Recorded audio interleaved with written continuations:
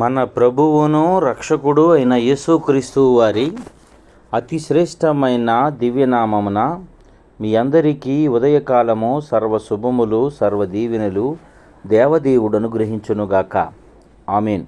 దేవుని బిడ్డలారా, ఈరోజు 7వ తారీఖు ఆగస్టు నెల 2024 సంవత్సరము.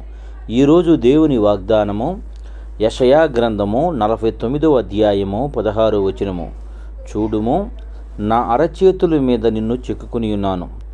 దేవుడు తన పరిశుద్ధ లేఖన భాగము నేటి ఉదయకాలము మీ వినికిడిలో మీ జీవితములో ఈ వాగ్దానం నెరవేర్చబడునుగాక.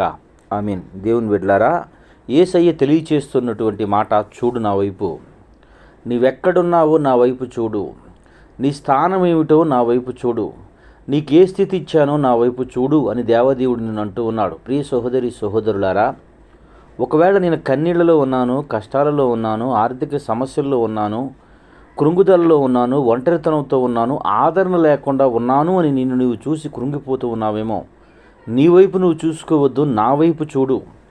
చూడు, నిన్ను నేను ఎక్కడ చిక్కుకున్నానో, నీ పట్ల నేను ఎంత గొప్ప ప్రణాళిక కలిగి ఉన్నానో, నీ పట్ల నేను ఎన్ని గొప్ప ఆశ్చర్య కార్యములు నీ జీవితంలో చేయాలని ఎదురు చూస్తున్నానో నా వైపు చూడమని దేవదేవుడు అంటున్నాడు. ప్రియ సహోదరి సహోదరులారా, మనం దేవుని వైపు చూస్తే నిశ్చయముగా మన జీవితము ఏ పరిస్థితులు గుండా మనం ప్రయాణించినా ఆ ప్రయాణంలో సంతోషిస్తూ నిత్య జీవములో నిత్య రాజ్యములో ఆయనతో పాటు ఉండటం మాత్రమే కాదు, ఈ భూలోకమందు మనం బ్రతికిన బ్రతుకు కూడా ఆ యొక్క పని ముగించిన తర్వాత ఒక ఉన్నతమైన స్థితిలో దేవుడు మనల్ని నిలుపుతాడు. దేవుని బిడ్డలారా, నువ్వు దేవుని వైపు చూస్తూ అలవాటు చేసుకుంటే ఎంత గొప్ప స్థితిలో ఉంటావో. గోతులో పడిపోయినటువంటి యేసేపు అన్నల వైపు చూడలేదు, కానీ దేవుని వైపు చూశాడు. ఆ తర్వాత జైల్లోకి వెళ్ళిపోయిన యేసయ్య వైపు చూశాడే తప్ప తన వైపు ఉన్నటువంటి సైనికుల వైపు కానీ తనకెదురవుతున్న పరిస్థితుల వైపు కానీ చూడలేదు. దేవదేవుని వైపు చూసి ఉన్నాడు గనకనే సింహాసనం తన కొరకు కాచుకుని ఉన్నదని, ఆ సింహాసనం మీద ప్రధానమంత్రి అయి ఐగుప్తి జనాంగానికి తానే ఆహారం పెట్టేవాడై ఉంటాడని, తన జనాంగాన్ని తన బంధువులందరినీ తను రక్షించుకునే వాడై ఉంటాడు అని తాను దేవుని వైపు చూశాడు. అలాగే తన జీవితంలో నెరవేరింది. ప్రియ సహోదరి సహోదరులారా, యేసయ్య అంటున్నటువంటి మాట నీతోనే ఈరోజు తెలియజేస్తున్నటువంటి మాట, ఆయన వైపు చూడు.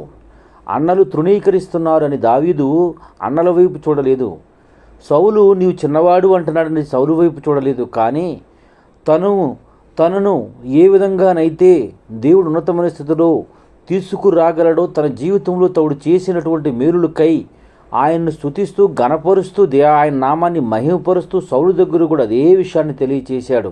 సింహము నుండి నేను విడిపించాను, ఎలుగుబంటి నుండి విడిపించాను, ఇంకో ఈ యొక్క మృగం నుండి కూడా నన్ను విడిపించగలడు దేవుడు అని ఆయన వైపు చూసి ఉన్నాడు గనకే తన జీవితంలో ఉన్నతమైనటువంటి ఘనకార్యాలు చేయగలిగాడు. ప్రియ సహోదరుడా, నీవు ఎవరి వైపు చూస్తున్నావు, నీ చూపు ఎవరి వైపు ఉందో ఒకసారి ఈ ఉదయకాలం ముందు పరిశీలించుకొని ఆయన వైపు చూస్తే నిశ్చయంగా నీ జీవితంలో కూడా ఉన్నతమైనటువంటి వ్యక్తిగా, ఘనకార్యాలు చేసే బిడ్డగా దేవుడిని నిలబెట్టి అనేకులకు ఆశీర్వాదకరంగా ఉంచునుగాక.